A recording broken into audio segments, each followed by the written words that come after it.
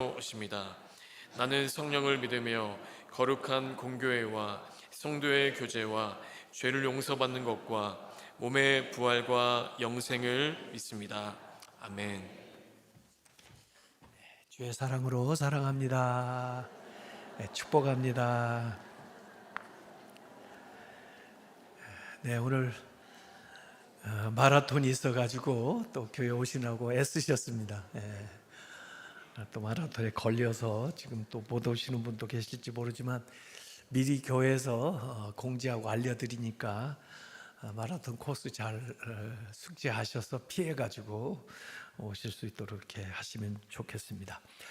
우리 교회 이제 120주년 창립 기념 사역 중에 해외로 단기 선교 가는 이제 사역이 있는데 네 지역을 우선 결정했습니다. 네팔, 몽골, 대만, 튀르키예에서 가시기 원하시는 분들은 담당 교육자에게 신청하시면은 또 필요한 준비를 해서 진행하도록 그렇게 하겠습니다. 돌아오는 수요일은 방송홍보위원회에 헌신 예배를 드리겠고요. 그리고 부활절이 4월 5일입니다. 4월 5일 부활 주일에 세례식이 있습니다. 미리 신청하시고 또 교육도 받으시기 바라고. 4월 5일 그 부활절에는 우리 정원 앞에 큰 정원 있죠. 거기에서 에그 헌팅 할 겁니다. 우리 꿈의 정원 아이들 소풍 할 거예요. 그러니까 그날은 점심 식사 교회에서 하시고 또 아이들은 그곳에서 피크닉 할 수 있도록 그렇게 하면 좋을 것 같습니다. 오늘 처음 오신 분 소개해 드리겠습니다. 우선 우리 김현주 권사님이 인도하셨는데 우리 소용주 그 민주당 이번에 종로구청장 예비 후보로 나오신 분 계세요.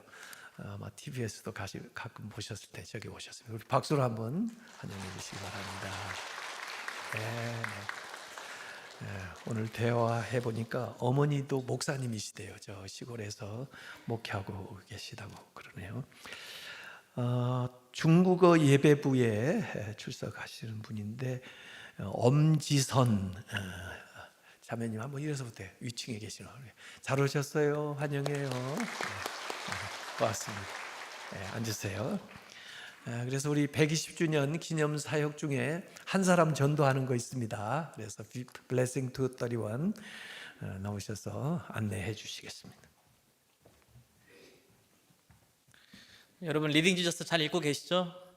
네. 사순절 기간 동안에 우리 리딩 지저스 하면서 말씀의 은혜 또 복음의 은혜를 깊이 느끼고 있는데 그 은혜를 우리가 전도의 열정으로 계속 이어갔으면 좋겠습니다. 그래서 이번에 꼭 한 영혼을 품고 같이 전도했으면 좋겠는데요. 이번에는 전도하기 정말 좋은 기회입니다.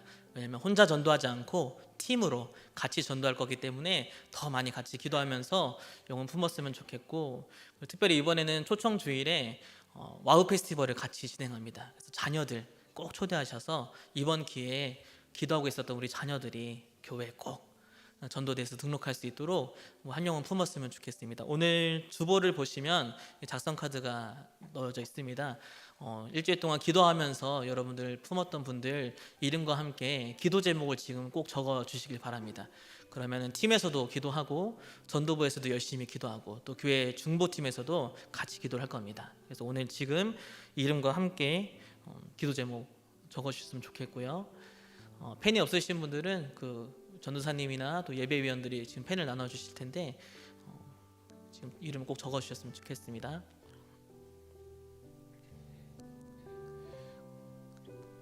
그리고 오늘 이름 적으신 분들은 나가시면서 제출함이나 아니면 전도사님들께 전달해 주시면 좋겠고요.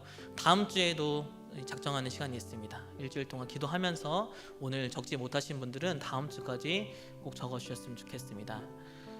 그리고 다음 주 오후 리딩 지저스 강의 시간에는 팀 전도에 대한 설명회가 있습니다. 그래서 다음 주에는 오후 시간까지 다 참석하셔서 전도하는 일에 같이 기도하고 힘쓰고 참여해 주셨으면 좋겠습니다. 적어주시고 제출해 주시기 바라겠습니다.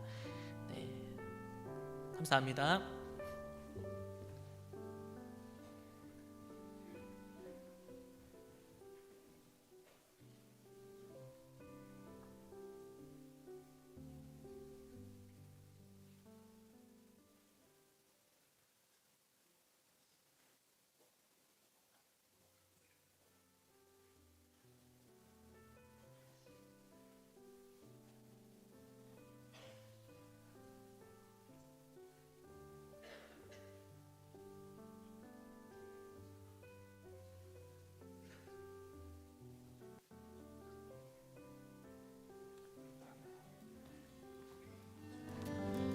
하나님이면 충분하다고 하잖아. 맞아. 근데 왜 이렇게 불안하지? 눈에 보이지 않으니까 더 불안한 것 같아. 뭔가 통장 잔고나 성과같이 좀 보이는 게 있어야 마음이 안정되긴 해. 그치. 십계명에 바운다리가 있는데 선을 지켜라. 마음의 보좌에는 하나님만 모셔야 합니다.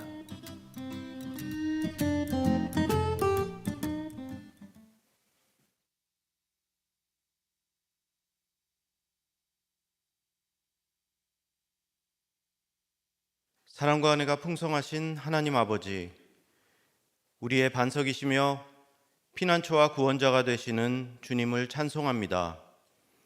주님만을 전적으로 신뢰하며 살아가야 함에도 눈앞의 문제와 장애물만 생각하며 걱정과 염려 속에 살았던 우리의 연약함을 용서하여 주시옵소서. 2026년 한 해 중앙교회 모든 성도들이 예수 그리스도를 읽고 예수 그리스도를 삶으로 살아가기를 다짐하며 실천하게 하심을 감사드립니다. 성경 전체에 나타난 예수 그리스도를 발견하게 하시고 말씀을 통해 우리의 믿음과 삶이 날마다 새로워지게 하여 주시옵소서.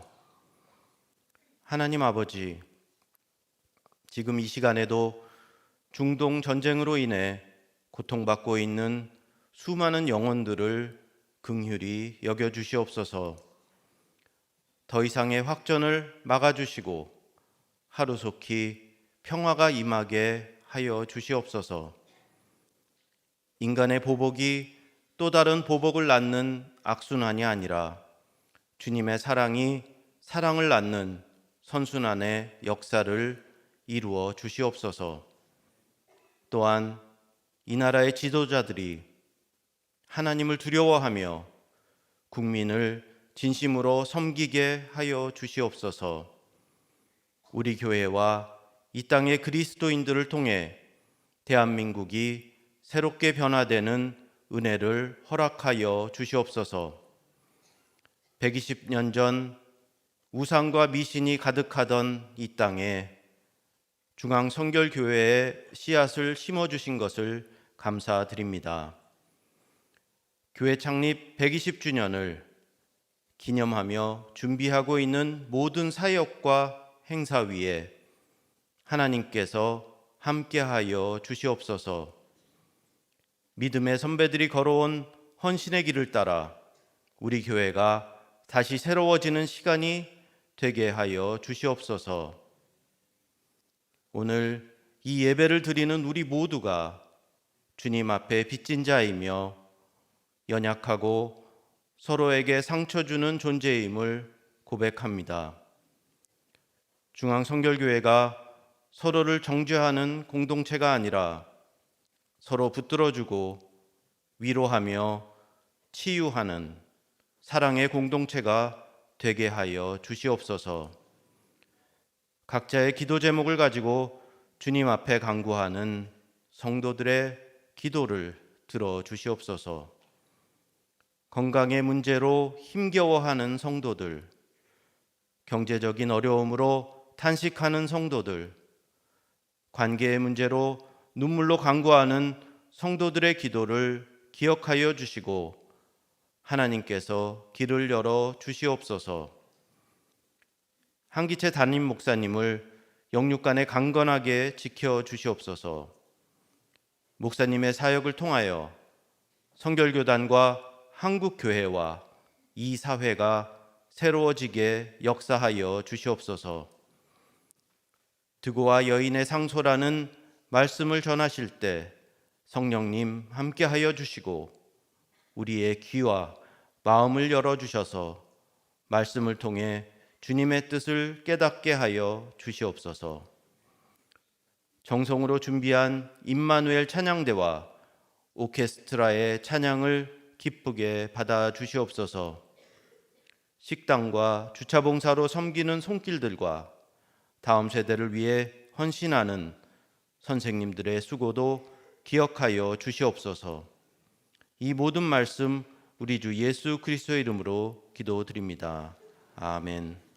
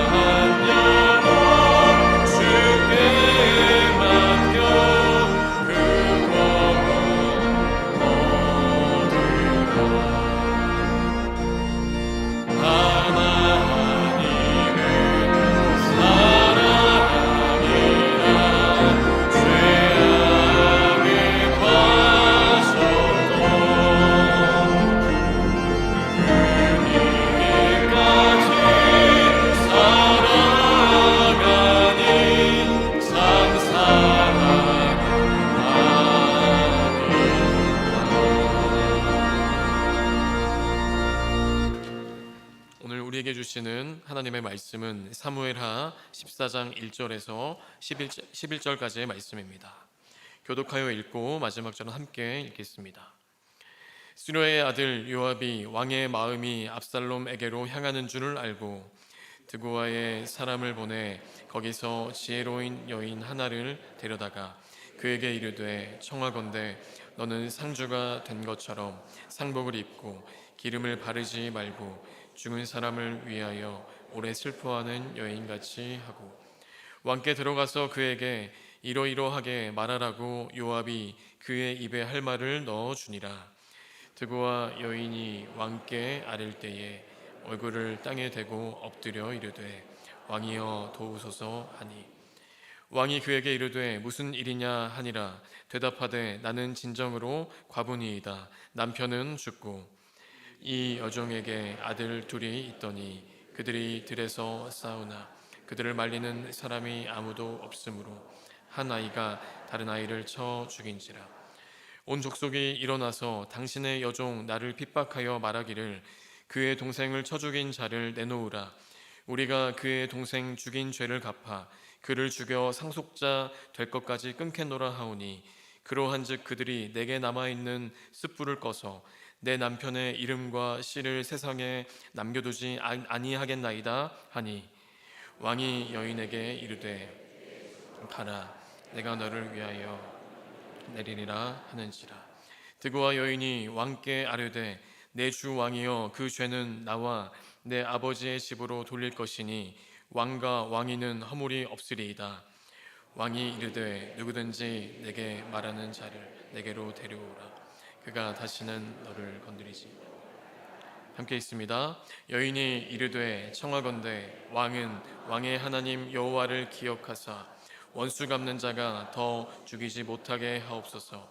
내 아들을 죽일까 두렵나이다 하니 왕이 이르되 여호와께서 살아계심을 두고 맹세하노니 내 아들의 머리카락 하나도 땅에 떨어지지 아니하리라 하니라. 하나님의 말씀입니다. 아멘. 말씀대로 살겠습니다.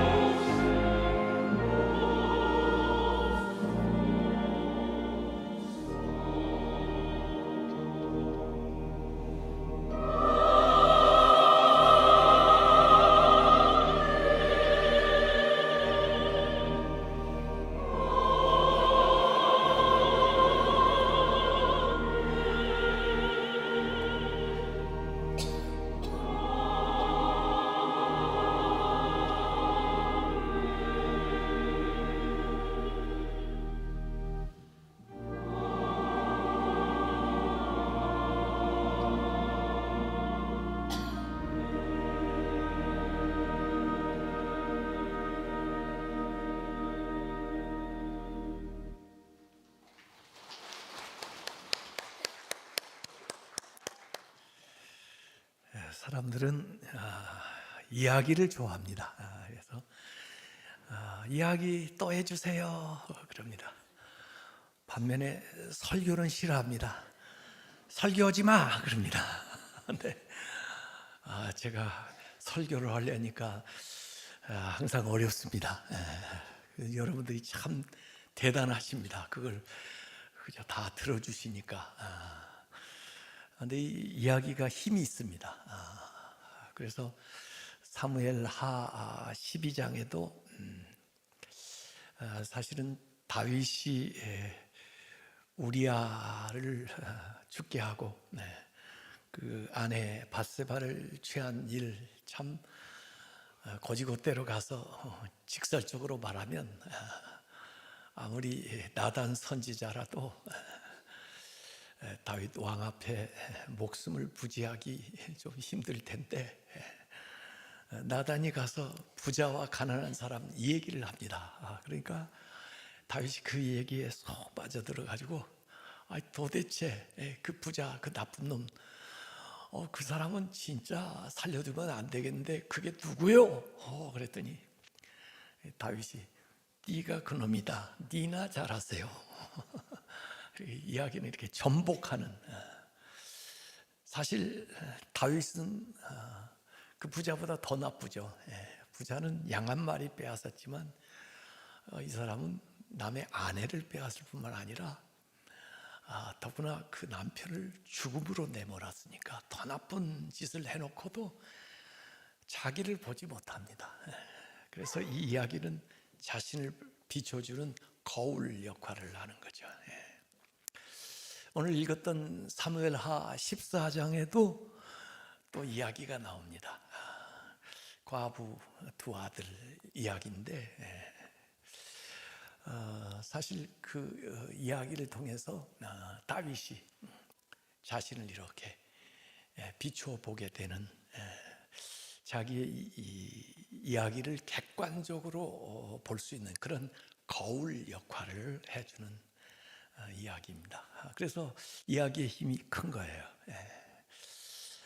사실 제가 이제 미국에서 그 박사학위 논문 쓴 그 주제가 이야기 윤리 방법론입니다. 이야기를 통해서 어떻게 윤리를 할 수 있냐.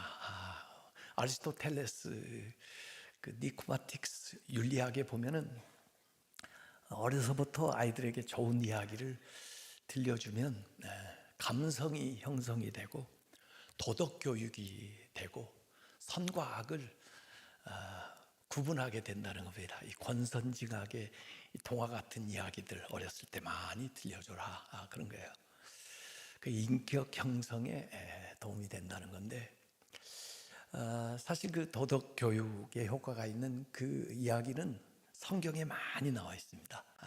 그래서 어려서부터 성경 이야기 또 특별히 예수님이 말씀하신 그 비유 이것을 자꾸 듣다 보면 우리의 신앙이 형성되는 것뿐만 아니라 우리의 인격이 바르게 아름답게 균형 있게 형성이 된다는 거 이게 이제 제가 주장하는 박사학위 논문이에요. 그래서 그 성경의 얘기는 표준이 되는 하나님의 이야기인데 그 큰 이야기가 우리의 조그마한 이야기하고 만날 때 그 접촉점에서 계시가 발생하고 감동이 발생하고 거기서 변화가 일어난다. 우리의 이 얘기를 내 자신의 삶을 제대로 더 볼 수 있는 안목이 생겨난다. 그런 게 이제 제가 쓴 논문의 내용입니다. 그래서 우리가 성경 읽기를 하는 거예요. 성경의 큰 이야기를 읽으면서 그 이야기 가운데 우리 이야기가 해석이 되고 또 우리 이야기를 볼 수 있는 눈이 객관적으로 이렇게 형성이 돼서 내 삶의 방향과 또 삶의 이 변화가 나도 모르는 사이에 일어나는 거예요. 그래서 지금 리딩 지저스 하는 거 너무 잘하는 겁니다. 자, 그래서 오늘 이 이야기가 창의 이미지, 세상을 보는 눈, 또 거울의 이미지, 나를 비춰보는, 그렇게 해서 성경으로 나를 읽고 성경으로 나를 보는 거, 해석하는 거, 이런 건데, 자, 이제 우리가 사무엘하를 다 읽었습니다. 근데 사무엘하 11장부터는 다윗의 내리막길이 쭉 나옵니다. 그러면서 사실은 그 왕이 계승 이야기라고 그래요. 석세션 내레티브. 그렇게 해서 이 사무엘 하 12장부터 열왕기상 1장까지 쭉 결국 다윗이 왕되는 솔로몬이 왕을 잇는 이야기까지 이제 내려가는데, 거기에 정말 파란만장한 참 다윗의 인생으로서는 너무나 고통스러운, 이전에 사울한테 피해 도망 다닐 때도 물론 어려웠지만 이렇게 어렵지는 않았습니다. 근데 이것은 자기 고륙 자식들 관계 속에서 당하는 어려움인데, 이게 가정의 어려움으로 끝나지 않고 나라의 어려움으로까지 번지는, 가화만사성이라는 얘기 있습니다만 가정이 어려우니까 이 왕이 다스리는 나라 전체가 혼란에 빠져들어가는 그런 내리막 사건이 이 사무엘하 11장부터 나오는데, 그러면 사무엘하 11장에는 무슨 사건이 나오느냐? 거기에 바로 다윗이 밧세바를 간음하는 사건이 나오는 겁니다. 이것이 살인 교사로, 이것이 살인으로, 그리고 이것이 또 아들의 간음으로, 그리고 그것이 살인으로, 죽음으로, 반역으로, 이렇게 계속 내리막길을 내려가는 삶이죠. 그래서 다윗의 가계도를 한번 보여드릴까요? 참 복잡해. 이렇게 절대 살면 안 됩니다. 이 핑크색으로 나온 여자들이 여자인데, 위에 쭉 나오는 여자들이 부인입니다. 이게 첫 번째 부인 미갈, 사울의 딸로서 첫 번째 부인이 됐던 여자인데, 이 여자는 자식이 없었다 성경에 기록되어 있고, 그 다음에 두 번째 여자가 아히노암이 낳은 아들 장자입니다. 암논. 이를테면 다윗이 왕이니까 황태자입니다. 암논은 그냥 가만히 있어도 왕이 될 사람인데, 이 사람이 결국 죽어요. 이 세 번째 아들은 별로 존재감이 없습니다. 아비가일은 누구신지 아시죠? 나발의 부인인데, 그러다가 다윗의 부인된 여자인데, 거기에서 태어난 이 길라압은 별로 존재감이 없어요. 성경에 안 나옵니다. 그런데 이제 문제는 여기 마아가라는 여자는 구술 그 지역의 그 도시 국가 거기에 왕의 딸입니다.로서 시집을 다윗에게 왔어요. 그러니까 제가 볼 때 제일 좋은 가문의 여자였던 것 같습니다. 거기에서 아들, 딸이 태어났는데, 아들이 압살롬, 인물이 참 출중한 사람이고, 그리고 그 여동생 다말이 있었는데, 결국 암논이 다말을 강간하는 사건 때문에 이 가정이 엉망이 되는 거죠. 그 밖에도 자식들이 쭉 있습니다.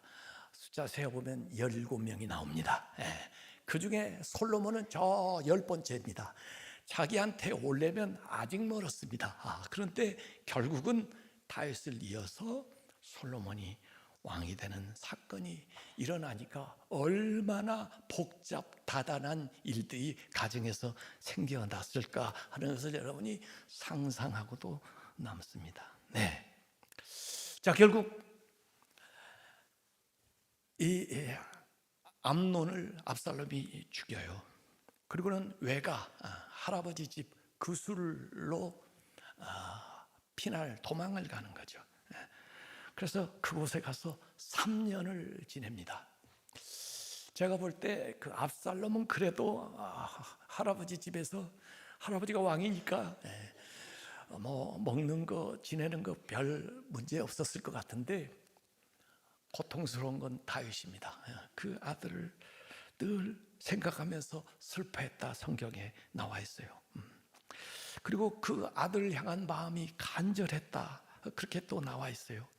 그래서 오늘 읽은 성경에 보면 그 다윗이 그 압살롬을 향해서 마음이 있는 줄 알고 최측근에 있던 요압 장군이 중재를 쓰는 거죠.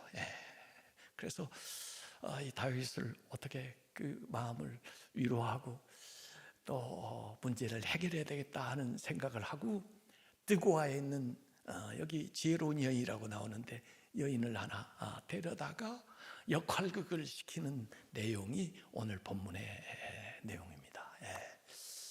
그래도 누가복음 15장에 탕자의 비유가 나오는데 그 탕자의 비유에도 작은 자식이 나가서 저렇게 지낼 때 아버지가 그 아들을 걱정하는 마음이 있었는데도 불구하고 큰 아들은 그걸 모른 채 하고 그 마음을 위로하거나 문제를 해결하는 어떤 역할도 안 하는 반면에 그래도 오늘 이 이야기에는 중재자가 있었다는 게 다행이에요. 요압 장군 그리고 뜨고아의 여인이 중재자로 나타나고 있는 거죠. 그래서 결국은 이 뜨고아에서 온 여인이 왕 앞에 상소를 합니다. 그 당시에 왕은 재판을 하는 거고 백성들 가운데 억울한 일 당한 사람은 직접 왕 앞에 와서 마치 신문고를 울리듯이 왕한테 이제 상소를 하는데 이 우선 드고아라는 지역이 어디 있는지부터 알려드리죠. 왜 드고아는 아모스서에 봐도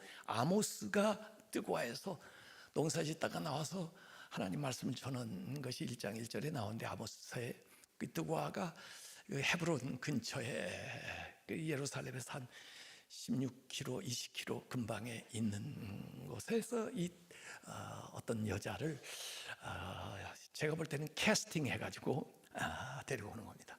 지혜롭다고 하지만은 뭐 지혜롭다기보다는 연기를 잘하는 여자입니다. 연기를 잘하는.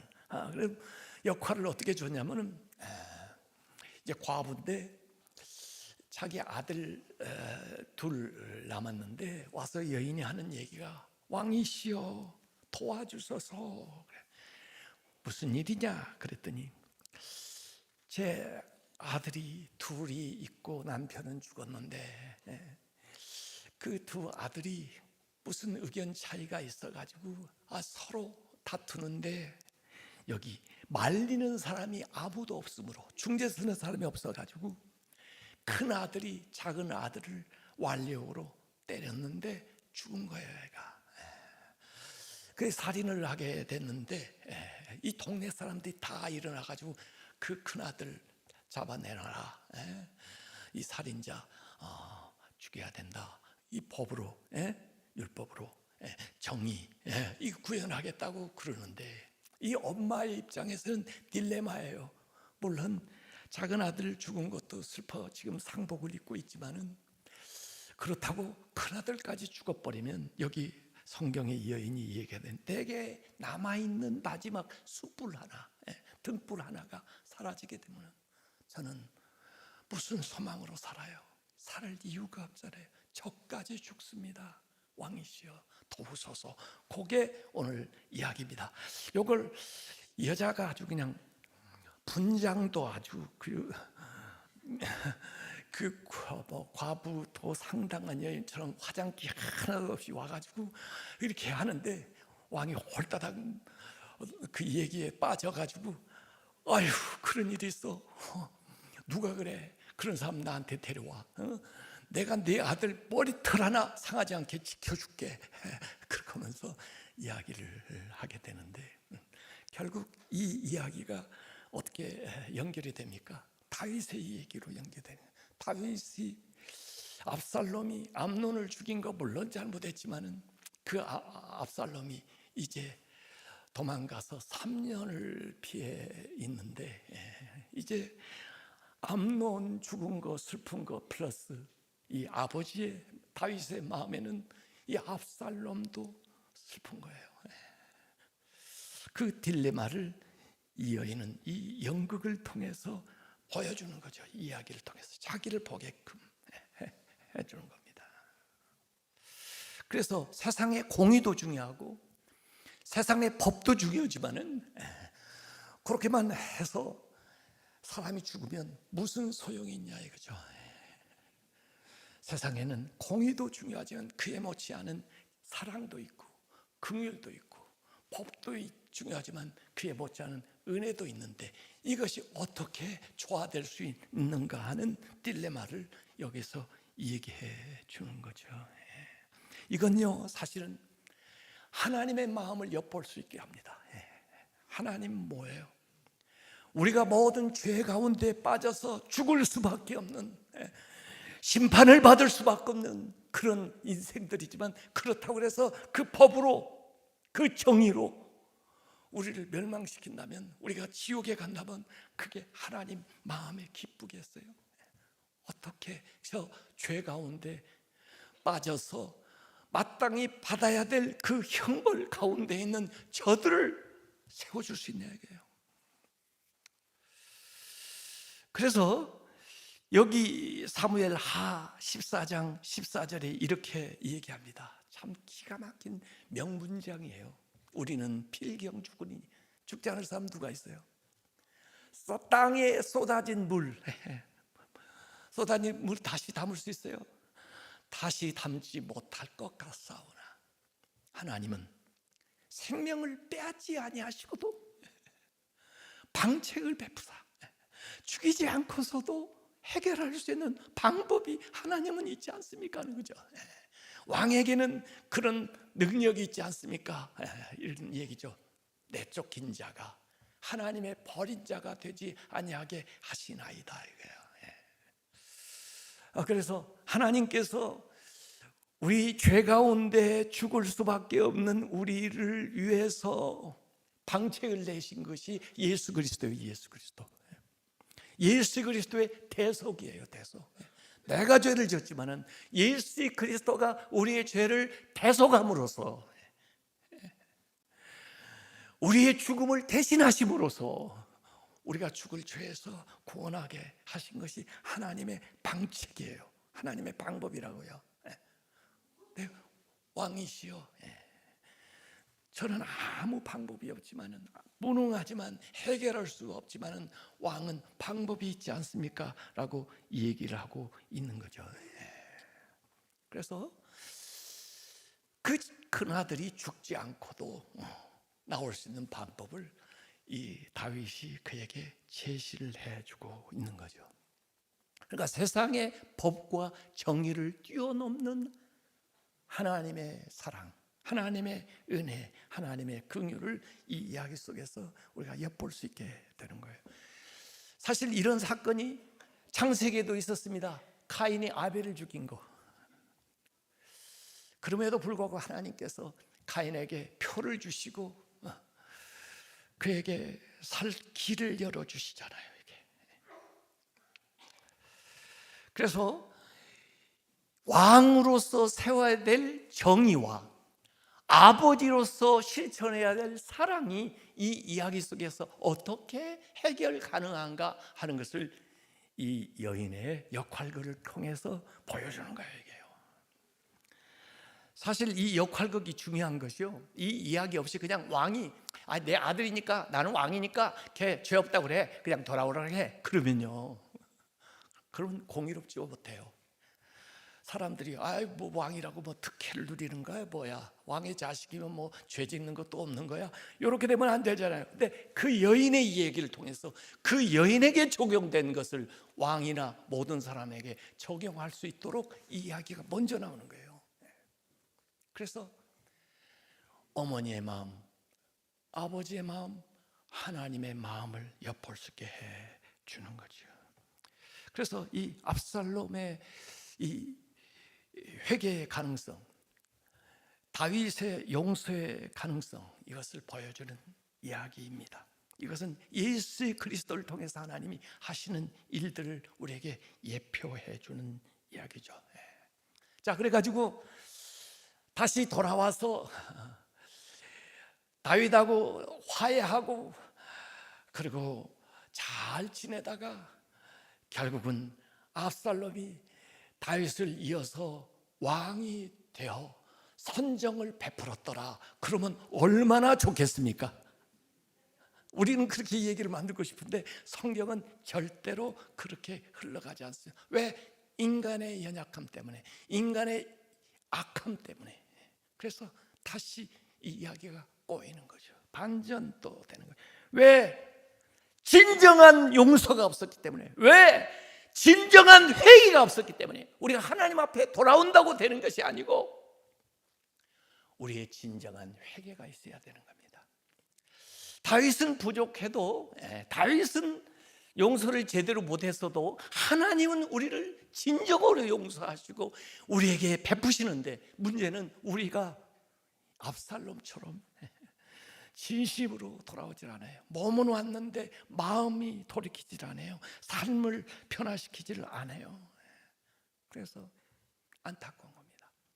여러분, 누가복음 15장에 예수님이 들었던 탕자의 비유는, 여기에서는 아버지와 탕자의 온전한 회복이 일어납니다. 아버지는 진심으로 그 아들을 쓸어 안으면서 용서하고, 아들은 아버지 앞에 진심으로 눈물을 흘리면서 회개하고, 그래서 그 이야기는 잔치 이야기로 끝나게 돼요. 그런데 오늘 이 다윗의 얘기는 그러지를 못합니다. 다윗의 악함 때문에, 압살롬의 악함 때문에 그런 거죠. 다윗이 성경을 쭉 보면은요, 커다란 죄가 세 가지가 있습니다. 하나는 간음죄입니다. 또 하나는 살인죄입니다. 그걸 은폐하기 위해서. 그런데 그 두 죄보다 더 큰 세 번째 죄가 외면하는 것입니다. 외면. 왜 이 외면하는 것이 더 크냐? 앞에 두 죄는요, 순간적인 죄입니다. 근데 이 외면하는 건 지속적인 겁니다. 지속적으로 마음을 안 풀어요. 그것이 더 큰 문제를 발생하고 있습니다. 문제에 직면하지 않고 문제를 해결할 방법을 찾지 않고 그냥 방치하면서 지나갑니다. 그러다 보니까 더 큰 문제를 발생시키는 거죠. 여러분, 이전에도 이 다윗이 압살롬의 그 비열한 행동에 대해서 그를 불러다가 꾸짖었어야 됩니다. 잘못한 것을. 그리고 강간을 당한 그 다말을 불러다가 그를 위로하고, 그리고 그를 치유했어야 됩니다. 거기에 대해서 분노하고 있는 압살롬을 데려다가 이해를 시키고 용서할 수 있도록 암논하고 화해를 조정해야 되는 책임이 바로 아버지인 다윗에게 있는데, 자기 분만 삭히지를 못해가지고 자기가 화가 나가지고 그냥 이 녀석들 보기 싫단 말이야. 그렇게 회피하고 외면하는 바람에 어려운 일들이 계속 가정되는데요, 사실 나중에 압살롬이 반역을 일으켰을 때 그 책사, 그 모사라고 그러는데, 모든 방책을 제공하는 그 사람이 아히도벨이라는 사람입니다. 아히도벨. 나중에 후세하고 맞쓰는데요, 다윗의 중심. 근데 이 아히도벨이 누구냐? 아히도벨이 바로 밧세바의 할아버지입니다. 그래서 성경을 잘 보시면은 아히도벨이 누구의 아버지냐면 엘리암의 아버지인데, 엘리암도 용사예요. 사실은요, 우리아도 용사지만은 엘리암의 딸이 밧세바예요. 그런데 그 자기 딸이 그 남편과 당한 그 일을 이 아히도벨은 잊지 못하고 마음속에 생각하고 있는 겁니다. 그리고 압살롬처럼 다윗에 대한 반역을 압살롬이 일으켰을 때 압살롬하고 같이 해가지고 계책을 제공하는데 정말 끔찍한 얘기를 합니다. 당신이 아버지하고 완전히 선을 그었다는 것을 보여주기 위해서 아버지 후궁들하고 당신이 동침을 하시오. 그리고 사람들 다 보게 하시오. 그러면은 건널 수 없는 강을 당신이 건넜다는 것을 이제 알게 되면 사람들이 당신 쪽으로 모이게 될 것이오. 그리고 다윗을 몰살시킬 방법을 전부 이야기한 사람이 아히도벨입니다. 다행히 후세라는 사람이 나타나서 그걸 무마시키는 바람에 아히도벨도 자기 분에 못 이기고 자살을 하고 끝냈는데, 여러분, 역사가 아이러니하잖아요. 결국 이 아히도베의 손자가 나중에 절대 왕이 될지도 못할 거라고 생각했던 10번째 솔로몬이 나중에 왕이 되잖아요. 이게 정말 우리 조선 왕조 실록보다 더 재밌어요, 이게. 근데 이게 다 다윗의 이 잘못, 방임방조하는 거예요. 나라에 정의가 서지 않으면 사적 보복이 일어납니다. 법이 바로 세워지지 않으면 개인들이 복수를 하는 거예요. 그래서 왕이 나서서 잘못된 것을 잘못되다 하지 않으니까 압살롬이 일어나서 사적으로 형님 암논을 죽이게 되는 거죠. 강간당하고 집에 왔을 때요, 다말한테 압살롬이 하는 얘기가 사무엘하 13장 20절에 이 얘기하는 거예요. 누이야, 자기 동생 보고, 지금 잠잠히 있어라. 지금 암논이 실세지 않냐? 그러니 남들 어떻게 오겠냐? 왕도 뭐라고 하는데. 그런데 절대로 내가 그냥 놔주지는 않을 거야. 이것 때문에 근심하지 말아라. 그래서 다말이 울면서 금식하면서 그 오라버지 압살롬 집에 처량하게 지냈다예요. 나중에 압살롬이요, 딸을 낳았을 때 자기 누이 이름 따가지고 다말이라고 이름을 지을 정도로 자기 누이를 그렇게 끔찍하게 생각했는데 마음속에 앙심을 품고 있다가 2년 만에 계획을 하는데, 사실은 처음에는 다윗 왕을 오시라고 자기 집에 파티에 초대를 해요. 제가 그 대목을 읽을 때 이 압살롬이 아버지까지 처음에는 죽이려고 했구나, 이런 생각이 드는데, 다행히 다윗이 나 다른 일이 있어서 가지를 못하고 내 왕자들, 네 형제들 가라고 할게. 그래가지고 암논을 비롯해가지고 왕자들이 그 압살롬 집에 오게 됩니다. 그때 압살롬이 자기의 종들, 자기 휘하의 군사에게 지시하는 내용이 나옵니다. 사무엘하 13장 28절에 나와요. 다 읽었는데 왜 처음 듣는 얘기처럼 다 이렇게 듣고 계세요? 내가 너에게 암논을 치라 하거든 그를 죽이라. 아니, 황태자인데요. 아니야, 죽여. 두려워하지 마라. 내가 책임질게. 내가 너에게 명령한 것이 아니냐. 너희는 담대히 용기를 내라.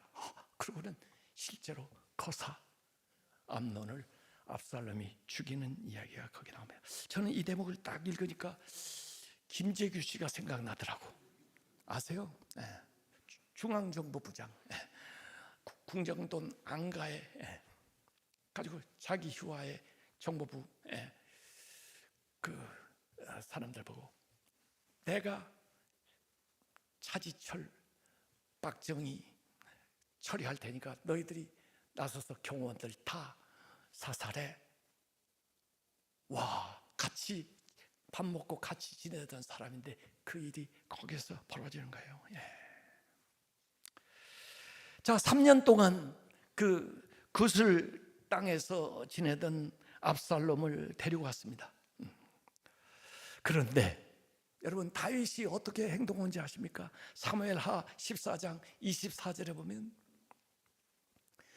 그가 3년 만에 돌아왔는데 왕이 이르되, 다윗이 얘기하는 거예요. 그를, 압살롬 집으로 물러가게 하여 내 얼굴 볼 수 없게 하라. 난 그 녀석 보고 싶지도 않다. 압살롬이 자기 집으로 돌아가고 왕의 얼굴을 보지 못하니라. 자식이 왔는데 이 탕자 비유는 막 뛰어나가서 버선발로 아들을 맞이하는데 말이에요. 다윗은 얼마나, 압살롬이 마음으로는 그 녀석을 생각하고 있지만 행동은 이렇게 다르게 표현하는 거예요. 나 안 볼래. 내 얼굴 보이지 않게. 그래서 예루살렘 뭐 크지도 않은 우리 사대문 안에 같이 살고 있는 그 격인데 2년 동안 한 번도 지나치지 않습니다. 한 번도 마주치지 않습니다. 다윗과 압살롬이. 그래서 결국 요압 장군에게 이 압살롬이 하는 얘기가 사무엘하 14장 32절에 나와요. 너 요압 장군, 나로 하여금 왕의 얼굴을 볼 수 있게 하라. 내가 만일 죄가 있다면 왕이 나를 죽이시는 것이 옳다. 내가 잘못했으면 날 죽이지. 오라고 해놓고 만나지도 않고 이게 말이 되냐? 이렇게 압살롬이 요압 장군에게 이 얘기는 대목이 나옵니다. 그러니까 3년 동안 도망가 있었고 예루살렘에 와서 2년간 있었고 5년 동안 부자지간에 만나지를 않아요. 문제를 대면에서 해결하려고 하질 않아요. 그래서 다윗도 진심으로 용서한 적이 없고 압살롬도 진심으로 회개한 적이 없습니다. 이 관계성 속에서는 문제가 아름답게 해결될 수가 없어요. 몸만 돌아와 있지 그 마음은 멀리 떠나가 있습니다. 이것이 값싼 은혜예요. 값싼 은혜. 회개가 없는 은혜는 값싼 은혜예요. 변화가 없는 은혜는 값싼 은혜예요. 그래서 우리에게는 다윗보다 더 위대한 왕, 완전한 왕이 필요한 거예요. 그분이 예수 그리스도고 그분이 하나님이신 거죠. 여러분, 그 아도니아가 나중에 스스로 왕이 되려고 하다 죽은 기사가 나오는데요. 그 기사 이제 다음 주에 열왕기 상 1장 6절을 읽어보세요. 아도니아에게 딱 그렇게 표현해 놨습니다. 다윗 왕이 한 번도 이 아도니아 보고 너 왜 그렇게 했어? 라는 말로 마음을 섭섭하게 한 일이 한 번도 없었다고 그럽니다. 어떻게 가족 자녀들하고 같이 살면서 부모가 자녀에게 섭섭한 말 하나도 안 할 수가 있습니까? 잘못을 하는데도 그냥 방치하고 놔뒀다는 거예요. 그러니까 지멋대로 방임하면서 살다가 결국 이 아도니아도 망하게 되는 거죠. 이 대목은 엘리 대제사장이 홈리와 비느하스를 대하는 것과 똑같아요. 그들이 그 못된 짓을 하는데도 불구하고 아버지가 너 왜 그랬어? 라고 책망을 하지 않아요. 그걸 하나님은 뭐라고 말씀했냐면 네 자식을 나보다 더 소중하게 여겨가지고 그들이 잘못하는 것도 제어를 안 하니 내가 심판하리라. 이렇게 돼서 홈리와 비느하스가 같은 날 죽게 되잖아요. 우리가 자녀가 잘못했을 때 벌을 줄지언정 미워하지 말아야 되는데 이 사람은 미워하면서도 벌을 안 주는 거예요. 그러니까 잘못되는 겁니다. 죄가 죄를 키우는데 강간은 살인으로, 살인은 무정으로, 미움은 반란으로 이렇게 나아가는 거죠. 그래서 이 치유되지 않은 상처가 결국에는 큰 일을 만들게 되는 겁니다. 만약에 압살롬이 돌아왔을 때 다윗이 불러서 야, 그동안 어떻게 지냈어? 지난 일은 다 잊자. 나도 용서하고 나도 잘못한 게 있으니까 새롭게 우리 해보자. 괜찮아? 건강해? 문제는 없어? 그러면 아들도 아버지 미안해요. 제가 잘못했어요. 앞으로는 잘할게요. 그래, 그렇게 해보자. 이렇게 하고 시작했으면요 인생은 달라질 겁니다. 스토리는 완전히 달라졌을 거예요.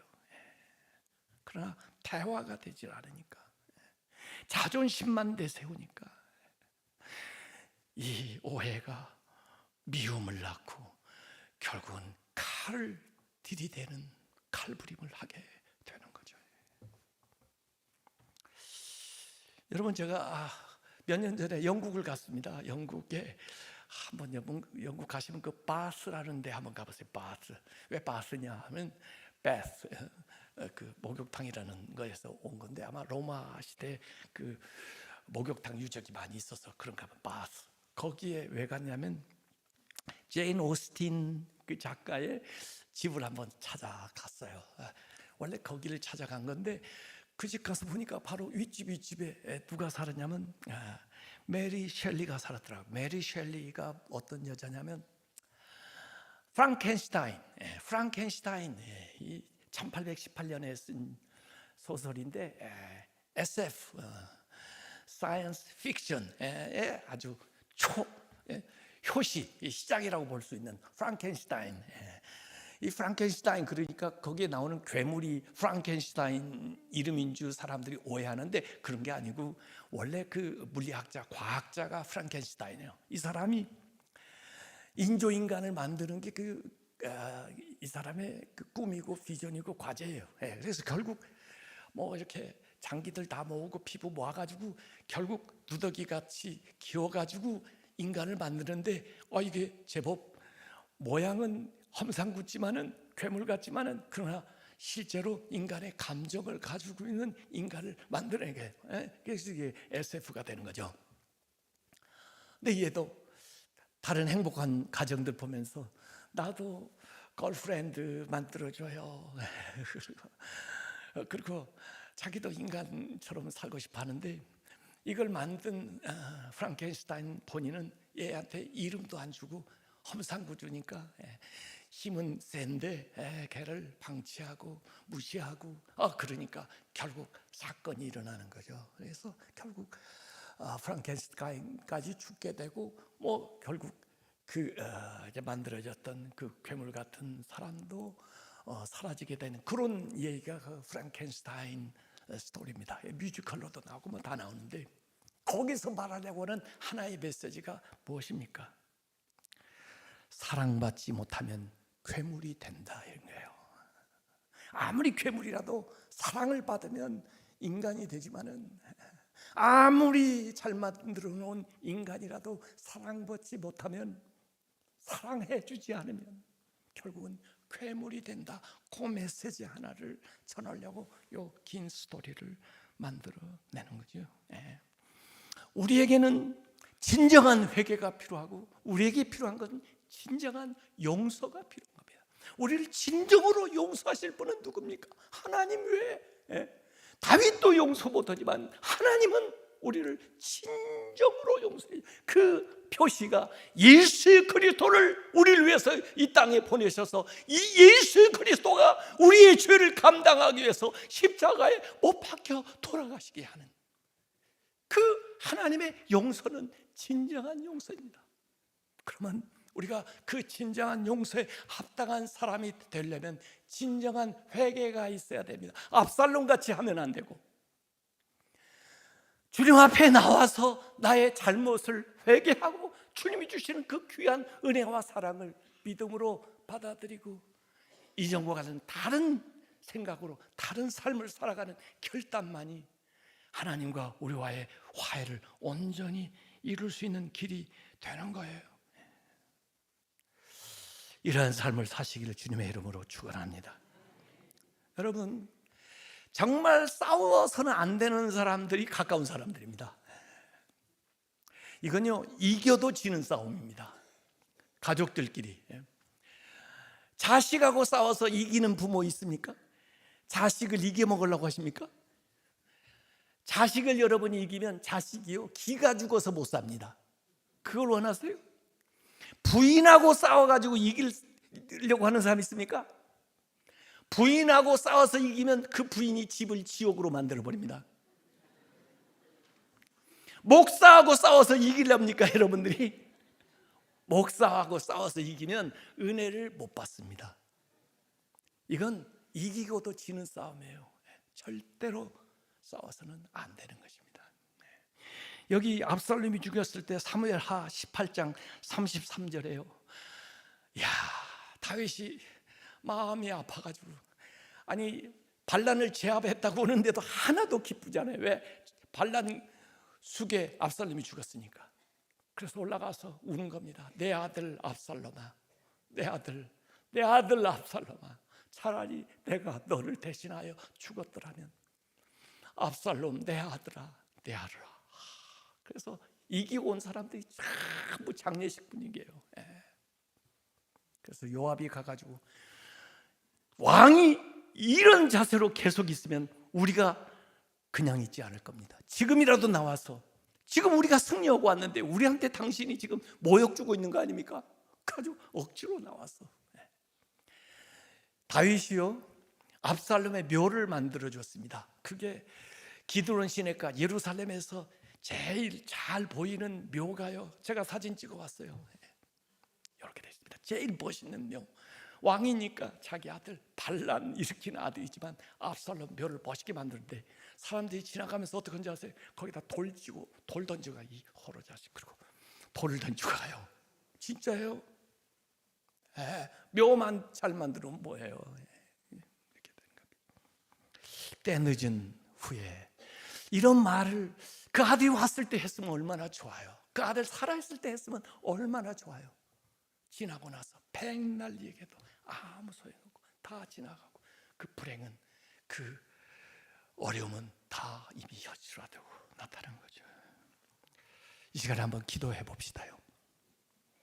저는요, 여러분 자녀들 한번 생각을 하고 생각했어요. 여러분 자녀와 관계가 평안하십니까?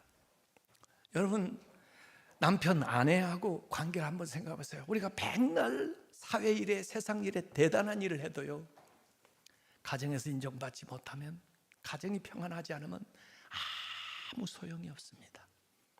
이 시간에 하나님 우리 자녀들과 우리 관계가 원만하게 도와주시고 마음의 중심을 서로 통할 수 있게 해달라고, 아내와 남편과의 그 관계 원만하게 해달라고 이 시간 우리 주여 한번 부르고 기도합시다.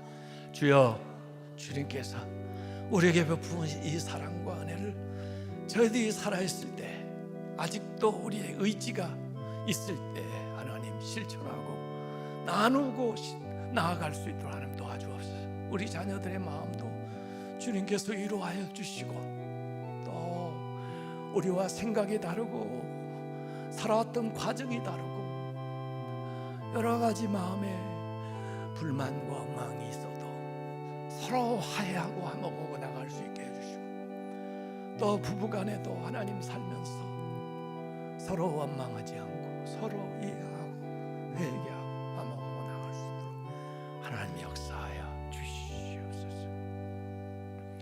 하나님, 이 말씀 들으면서 저희 자녀들 생각했습니다. 저희 배우자를 생각했습니다. 우리는 마음은 있으면서 왜 이렇게 표현이 안 되는지 모르겠습니다.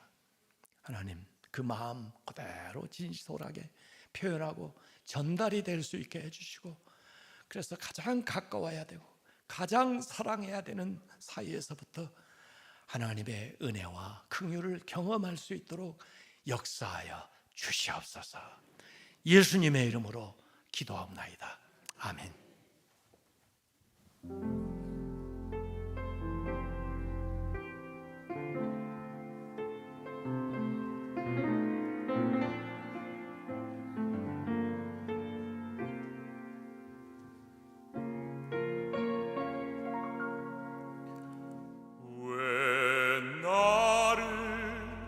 깊은 어둠 속에 홀로 두시는지, 어두운 밤은 왜 그리 길었는지, 나를 고독하게,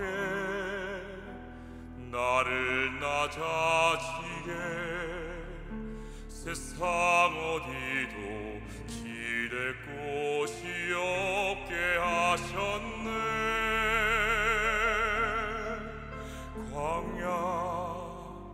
광야에 서 있네.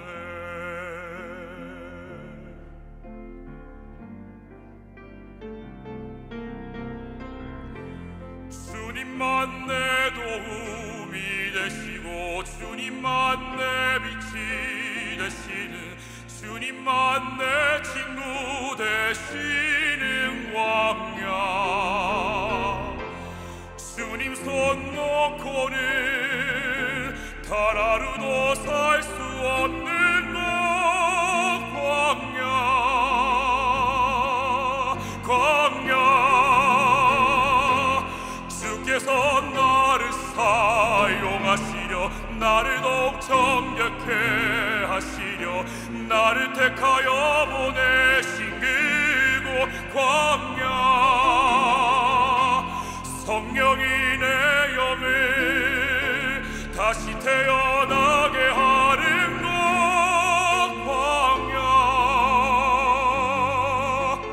광야에 서 있네.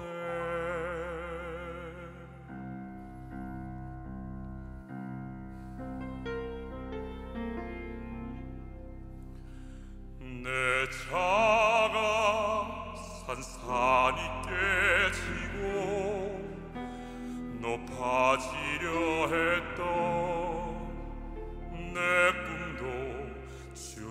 주님 앞에 내려놓고 오직 주님 뜻만 이루어지기를 나를 통해 주님 만들어 나시기를.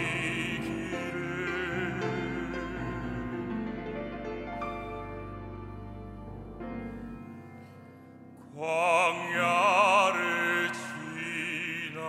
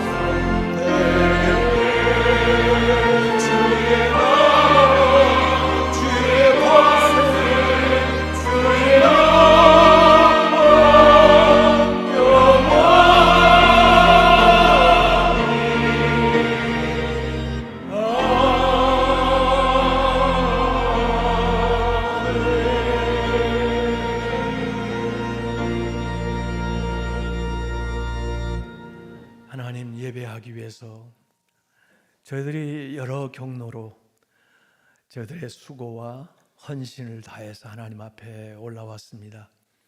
또 예배하면서 세상에서 소중하게 여기는 것들을 주님 앞에 드렸습니다.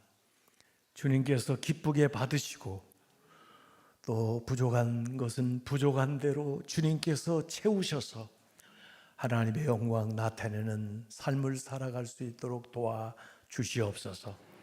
하나님 앞에 예배하는 저희들에게 성령으로 역사하셔서 육신을 건강하게 해주시고 마음을 평화롭게 해주시고 또 모든 관계에 맺혔던 거 풀어지게 해주시고 경영하고 힘쓰고 또 노력하는 모든 일들이 주 안에서 형통하도록 복에 복을 더하여 주시옵소서. 그래서 날로 주님과의 관계가 깊어지고 풍성해지고 그러한 삶을 통해서 이 땅에서도 하나님께 영광 돌리고 복된 삶을 살아가는 성도들이 되게 하여 주시옵소서. 이제는 우리 주 예수 그리스도의 은혜와 하나님 아버지의 그 크신 사랑과 성령님의 감동 감화 역사하심이 이렇게 믿는 저희들에게 이제부터 영원히 함께하옵시기를 간절히 축원하옵나이다. 아멘.